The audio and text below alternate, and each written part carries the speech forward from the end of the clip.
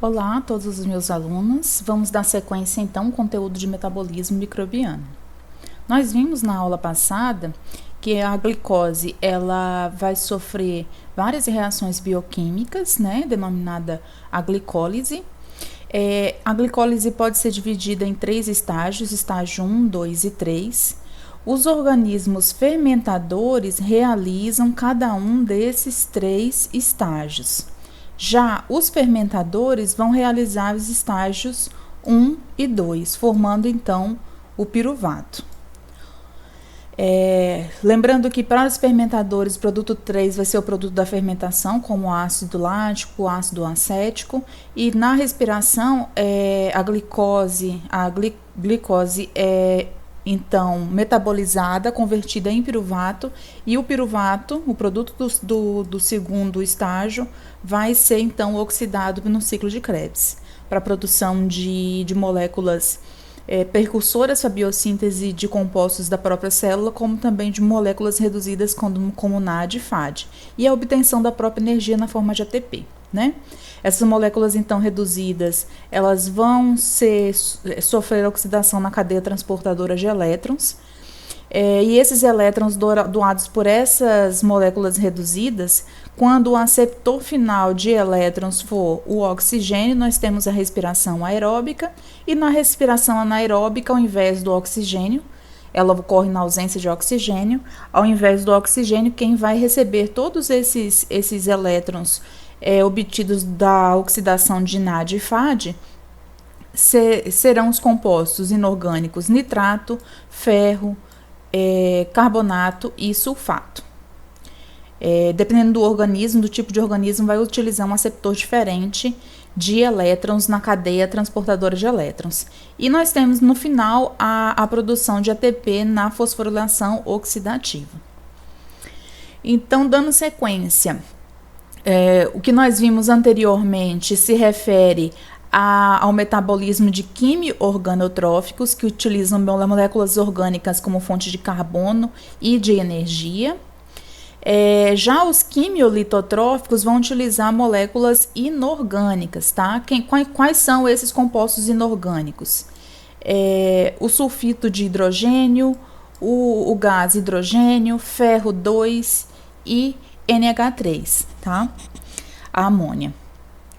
Esses compostos vão ser, então, fontes de elétron, e a fonte de carbono vai ser o CO2. Então, os quimiolitotróficos, eles são capazes de fixar carbono atmosférico, tá?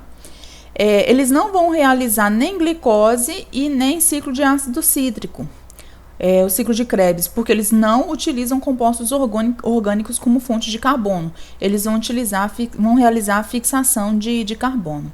Mais semelhante aos quimio-organotróficos, eles vão apresentar cadeia transportadora de elétrons para a obtenção de ATP, tá? Para a formação de ATP. Esse metabolismo de quimiolitotróficos vai ser realizado por bactérias e também por árqueas, tá?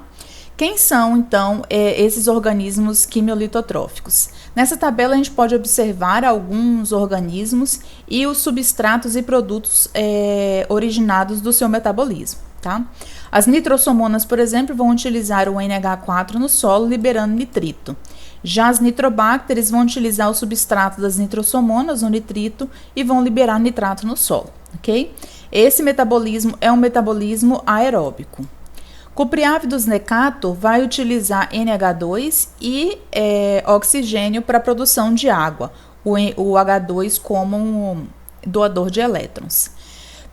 Pseudomonas carboxidovares vai utilizar o CO2, CO e O2, e vai produzir CO2, vai liberar CO2. Acetiobacilos são bactérias bastante importantes para o solo e também para a produção de biofertilizantes, tá? O Acetobacillus chioxidans vai utilizar o enxofre elementar e oxigênio para a produção, então, de sulfato. Já o Acetobacillus vai utilizar o ferro 2 e vai liberar ferro 3, tá? Então, o processo de oxidação do ferro no solo vai ser mediado pelo Acetobacillus. E em solos alagados, em solos, me desculpe, alagados não. Em solos que apresentam o enxofre alimentar como adubação, o Acetobacillus thioxidans vai converter o enxofre alimentar em sulfato, liberando aqui uma acidez. Esta bactéria é utilizada para o ataque de rochas não solubilizadas, rochas moídas, rochas naturais, pois a partir da geração da acidez, ela consegue mineralizar, facilitar o processo de mineralização de materiais rochosos, tá? Então, esse Acetobacillus aqui pode ser utilizado na produção de alguns biofertilizantes. E aqui nós temos outros exemplos, né? Bactérias envolvidas na oxidação do manganês e aqui bactérias envolvidas no processo de oxidação do H2, tá? Um outro tipo de metabolismo, nós já vimos quimio-organotróficos, quimiolitotróficos, e um outro tipo de organismo são os fototróficos, que seriam, então, cianobactérias, bactérias púrpuras, que utilizam a luz como fonte de energia, tá? E a fonte de carbono vai ser o CO2. Essa fixação de carbono vai ser realizada mediante a processos semelhantes à fotossíntese realizada por plantas. Então, como eu disse para vocês, como a captação de luz, essas bactérias obrigatoriamente são pigmentadas. Então, nessa primeira foto aqui, nós temos uma foto de cianobactérias e aqui abaixo nós temos uma foto de bactérias púrpuras. Aqui é uma foto de microscopia de luz, então elas obrigatoriamente apresentam essas colorações, e aqui já é uma foto de microscopia que foi editada, tá? Dando coloração, mas essas bactérias elas apresentam corantes, que podem ser, por exemplo, as clorofilas, como no caso das cianobactérias, e as feofitinas, no caso das bactérias púrpuras. Os produtos obtidos, né, os compostos reduzidos a partir desse processo, vão sofrer oxidação na cadeia transportadora de elétrons para a obtenção de energia, para a conversão, então, dessa energia que foi captada na forma de energia luminosa, para ser transferida, então, na forma de energia química. Nessa foto, a gente pode observar um esquema de uma cianobactéria. Ela vai apresentar aqui o material genético representado em vermelho. Essas estruturas esféricas seriam, então, os ribossomos. E elas apresentam uma estrutura membranosa com clorofila presente, tá? Semelhante aos tilacoides que nós observamos nos cloroplastos presentes em plantas. A teoria é que, no processo evolutivo, organismos fagocitaram bactérias, cianobactérias, e essas cianobactérias, à medida que houve evolução desses micro-organismos, elas se tornaram organelas, dando origem, então, aos cloroplastos. Então, um ancestral comum de cianobactérias foi dividido também, deu origem aos cloroplastos. Então, nós dividimos a aula em catabolismo e anabolismo. Catabolismo geralmente são reações que geram energia, que servem para armazenar energia, e no anabolismo geralmente há um gasto energético. É mais comum as reações de biossíntese e de síntese estar relacionadas ao metabolismo.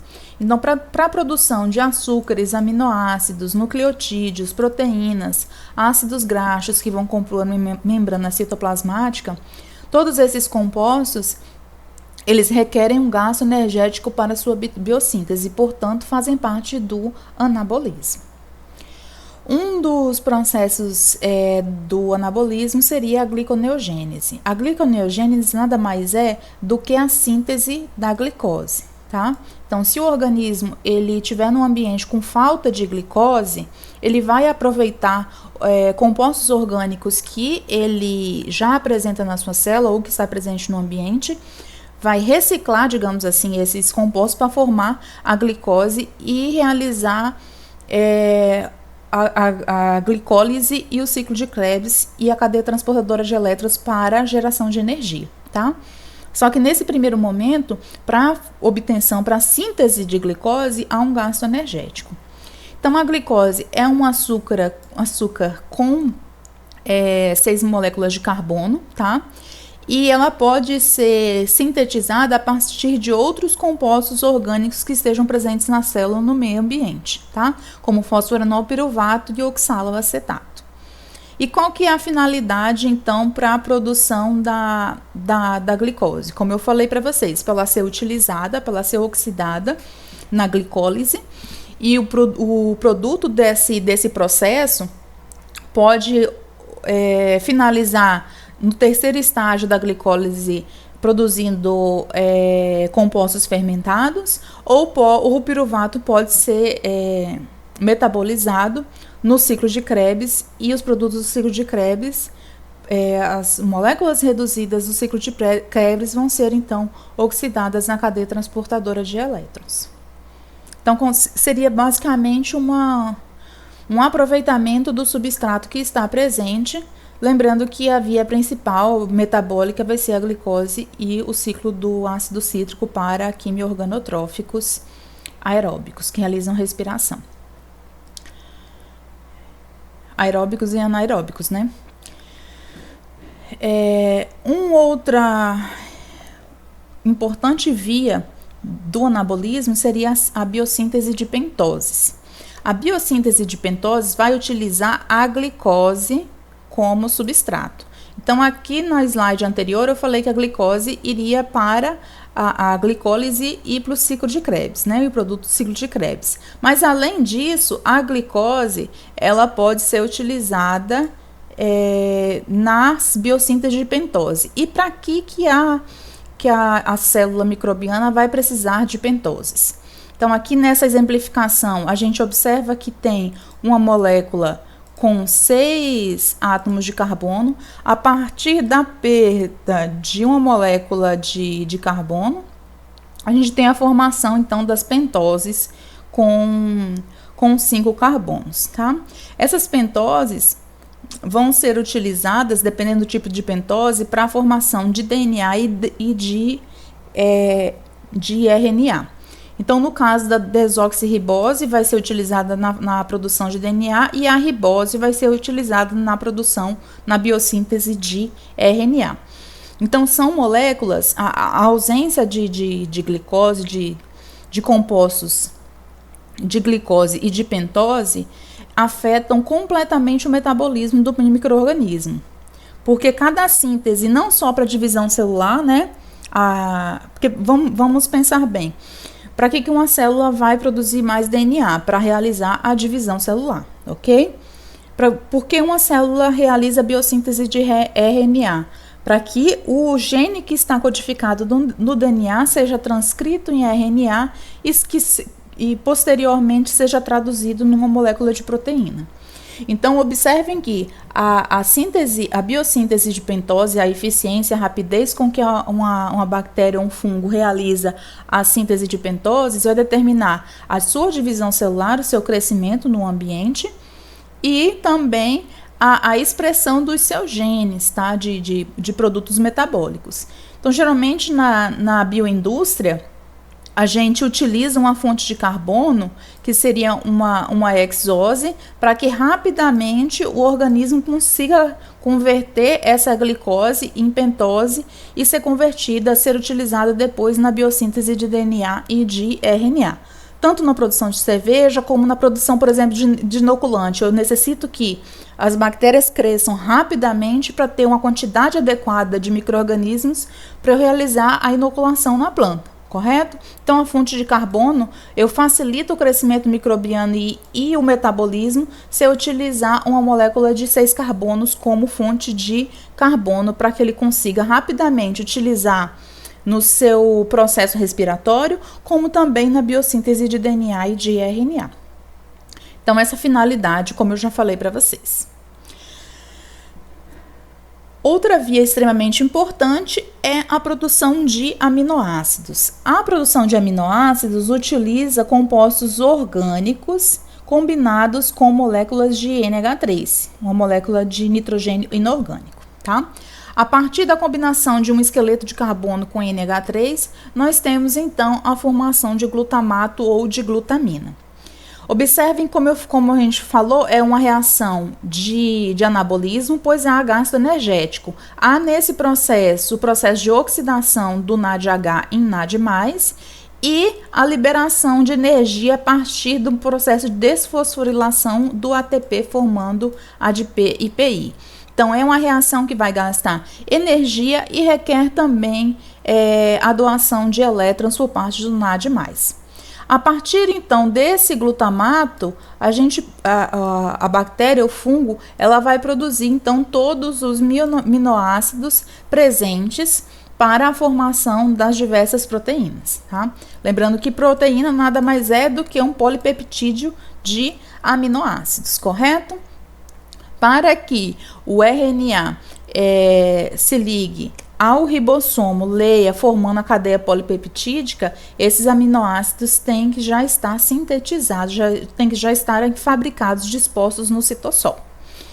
Então, resumindo aqui o ciclo de biossíntese do aminoácido, um composto orgânico, um esqueleto orgânico vai ser utilizado, pode ser alfa-cetaglutarato, oxaloacetato, pode ser piruvato. Esse composto orgânico vai ser combinado com NH3, com amônia, formando então ou glutamato ou glutamina. A partir do glutamato, que já é um aminoácido, a gente tem então a biossíntese de todos os outros 22 aminoácidos. Esses aminoácidos vão ficar disponíveis no citossol e, posteriormente, a tradução do RNA em proteína, a gente tem a formação da cadeia polipeptídica, né? Formando então a proteína.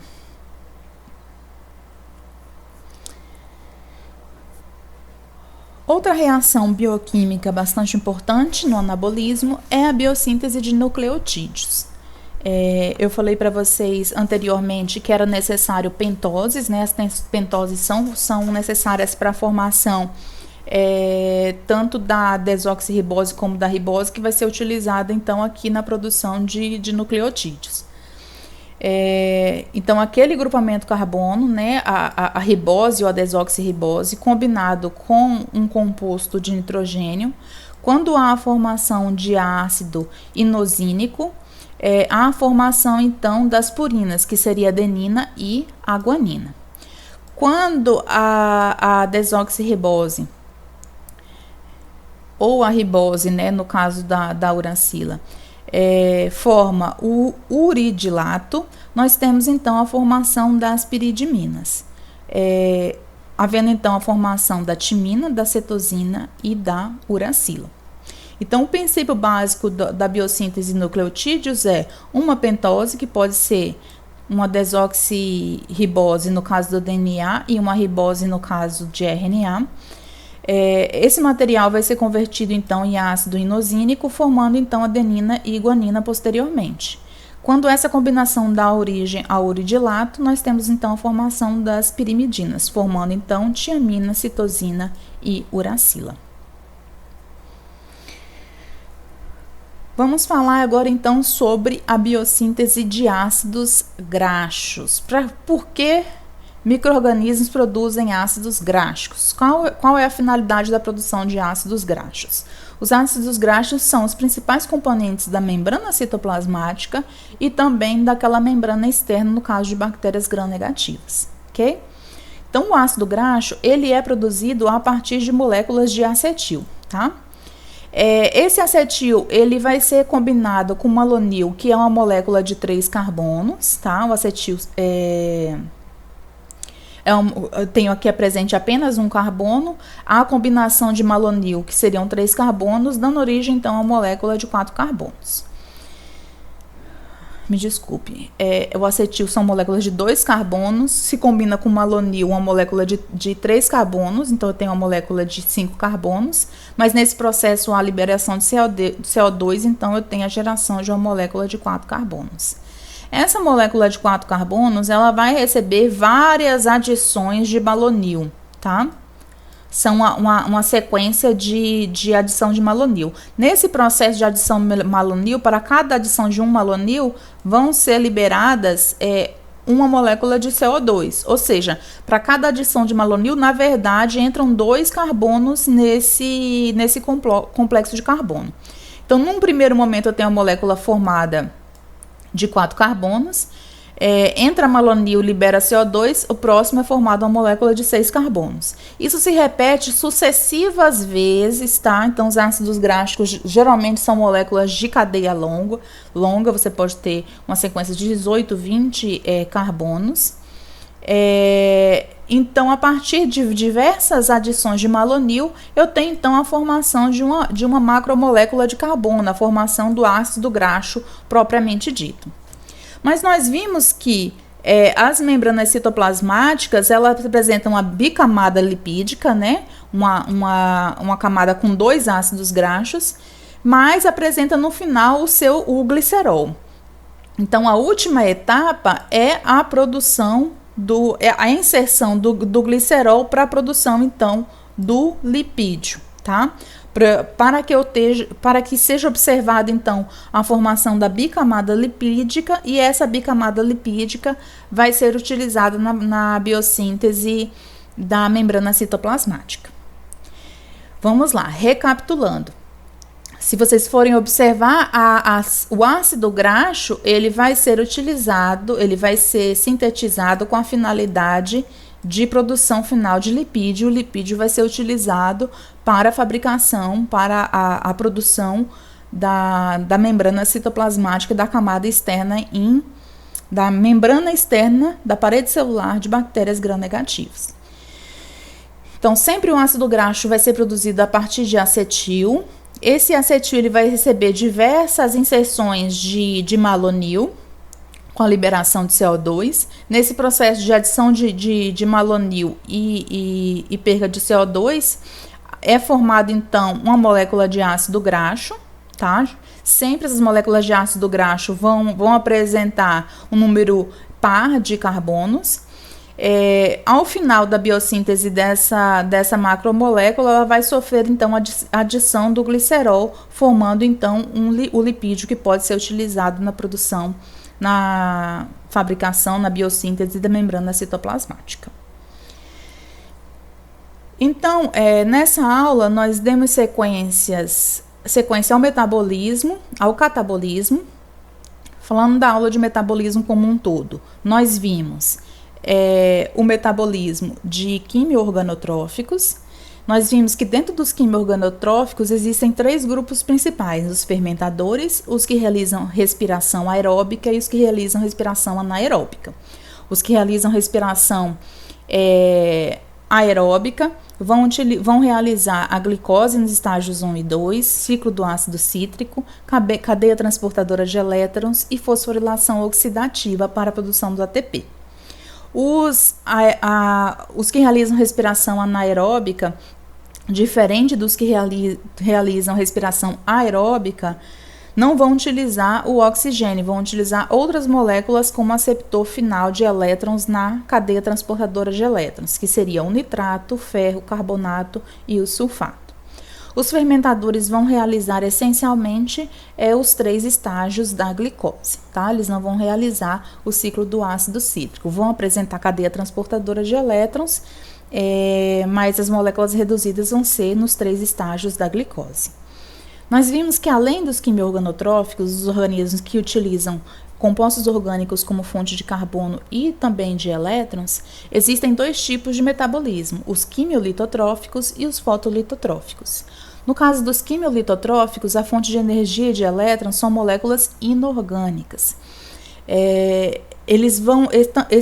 Esses 2 grupos também vão apresentar cadeia transportadora de elétrons para a produção de ATP.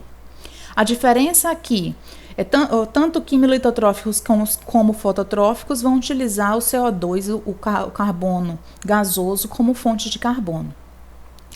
No caso dos quimiolitotróficos, a fonte de energia vai ser química, seriam moléculas inorgânicas, e os fototróficos vão utilizar a luz como fonte de energia. Semelhante às plantas, os os fototróficos vão realizar um processo semelhante à fotossíntese, em que há a fixação de carbono, né, do carbono gasoso em moléculas orgânicas, e também a produção de energia. São organismos pigmentados e que apresentam estruturas semelhantes à de as bactérias, as cianobactérias seriam com estrutura semelhante à de um cloroplasto. Ok? Então, aqui nós fechamos, nós fechamos os principais grupos de catabolismo. Em relação ao anabolismo, nós vimos diversas reações, as principais reações bioquímicas importantes à divisão celular e também ao desenvolvimento dos micro-organismos. Então, nós vimos a síntese de aminoácidos, a síntese de nucleotídeos, a síntese de pentoses, que vão ser utilizadas posteriormente na síntese de aminoácidos. Nós vimos também a síntese de ácidos graxos. Não falei sobre síntese de proteínas com vocês, porque vocês veem isso com maiores detalhes na bioquímica. E a primeira reação bioquímica de anabolismo nós vimos seria a gliconeogênese, que seria o reaproveitamento de compostos que estão presentes na célula ou no ambiente para a formação de moléculas de hexoses, glicose de 6 carbonos, ok? Que seriam moléculas de 6 carbonos. Então, na próxima aula a gente vai falar sobre vírus e posteriormente também o ciclo dos elementos químicos.